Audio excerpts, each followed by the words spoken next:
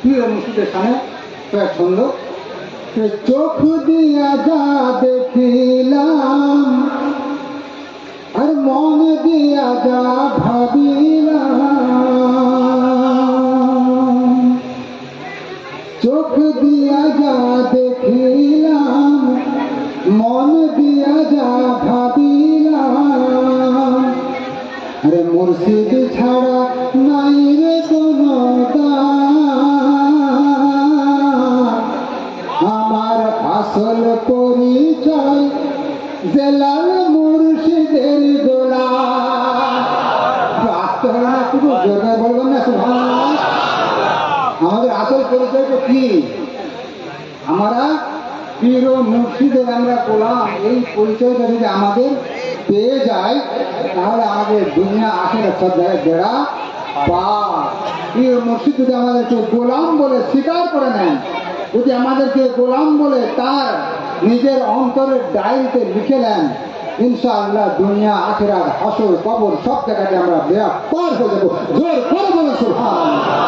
তো চোখ দিয়া যা দেখিলাম মন দিয়া যা ভাবিলাম, আরে মুর্শিদ ছাড়া নাই রে কোনো দাম, আমার সকলে বলুন আমার আসল পরিচয় আমি মুর্শিদের গোলাম, আমার আসল পরিচয় আমি মুর্শিদের গোলাম, আমার আসল পরিচয় আমি মুর্শিদের গোলাম। মুর্শিদ আমার আলে রাসূল দেখছি নয়নে, দেখিনি আমরা? কি গো দেখিনি? প্রত্যেকে দেখেছি আমরা। মুর্শিদ আমার আলে রাসূল দেখছি নয়নে, আর গৌস পাকের আওলাদ তিনি রেখো স্মরণে। মুর্শিদ আমার আলে রাসূল দেখছি নয়নে, আর গৌস পাকের আওলাদ তিনি রেখো স্মরণে। আর মাওলা আলীর নয়ন মনে, মাওলা আলীর নয়ন মনে মা ফাতেমার জান, আমার আসল পরিচয় আমি মুর্শিদের গোলাম, আমার আসল পরিচয় আমি মুর্শিদের গোলাম, আমার আসল পরিচয় আমি মুর্শিদের গোলাম। পরের ছন্দ। নবী পাকের আশিক তুমি হবে যদি চাও, রাসূল পাকের আশিক তুমি হতে যদি চাও, দিলের মাঝে মুর্শিদেরই ছবি এঁকে নাও। রাসূলের যদি প্রেমিক হতে চাও, নবীর যদি প্রেমিক হতে চাও, সবার আগে মুর্শিদের ছবিটা অন্তরের মধ্যে এঁকে নাও। মুর্শিদের মাধ্যমে রাসূলকে পাবো, রাসূলের দ্বারাই আমরা খোদাকে পাবো। বলুন সুবহানাল্লাহ। নবী পাকের আশিক তুমি হতে যদি চাও, দিলের মাঝে মুর্শিদেরই ছবি এঁকে নাও। মুর্শিদেরই নাম জপিলে, মুর্শিদেরই নাম জপিলে বাড়বে তোমার মান, আমার আসল পরিচয় আমি মুর্শিদের গোলাম, আমার আসল পরিচয় আমি মুর্শিদের গোলাম, আমার আসল পরিচয় আমি মুর্শিদের গোলাম। পীরের আদেশ মানলে তবে মুরিদ হওয়া যায়, পীরের আদেশ মানলে তবে মুরিদ হওয়া যায়, পীরের খেলাফ চললে পরে মুরতাদ হয়ে যায়, পীরের হুকুম মানলে তবে মুরিদ হওয়া যায়, পীরের খেলাফ চললে পরে মুরতাদ হয়ে যায়।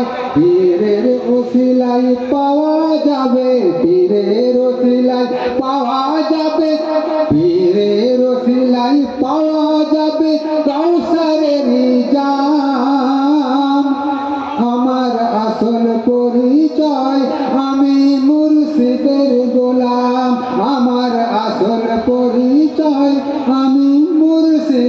গোলাম। যে দাদা হুজুর কিবলা তিনি নিজে তার ছোট শাহজাদাকে বর্তমান নাসিম হুজুরকে উনি লিখিতভাবে জানাসিন গদ্দে নাসিম করে গেছেন। বলুন সুবহানাল্লাহ। এটাকে আমি নতুন কথা বলছি না পুরোনো কথা, ঠিক আছে?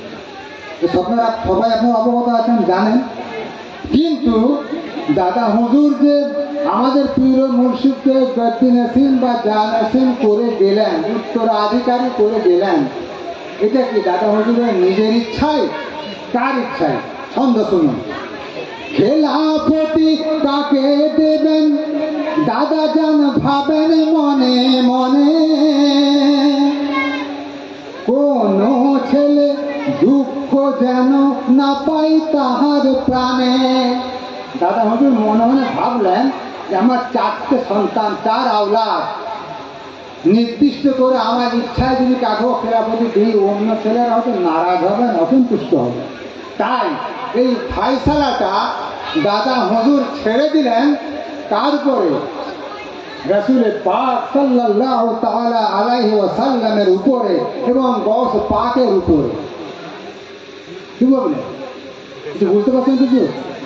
দাদা হুজুর নিজের ইচ্ছায় তার ছোট শাহজাদাকে গদ্দে নাসিম করে যাননি। কেন? ভাই ভাই হয়তো বিরোধ হতে পারে, মনোমালিন্য হতে পারে, তাই এই ফায়সালা সম্পূর্ণ সোপর করে দিলেন রাসূলে পাকের উপরে এবং গৌসে আজমের উপরে। রাসূলে পাকের নির্দেশ মতো, গৌসে পাকের হুকুম মতো আমাদের পীর মুর্শিদ তাই এই সম্পর্কে ছন্দ যে খেলাফতি কাকে দেবেন দাদা জান ভাবেন মনে মনে,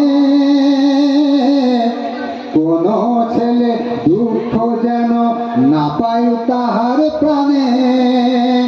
যার ইশারায় দিলেন গদি, যার ইশারায় দিলেন গদি, মুহাম্মদ তার নাম। আমার আসল পরিচয় আমি মুর্শিদের গোলাম, আমার আসল পরিচয়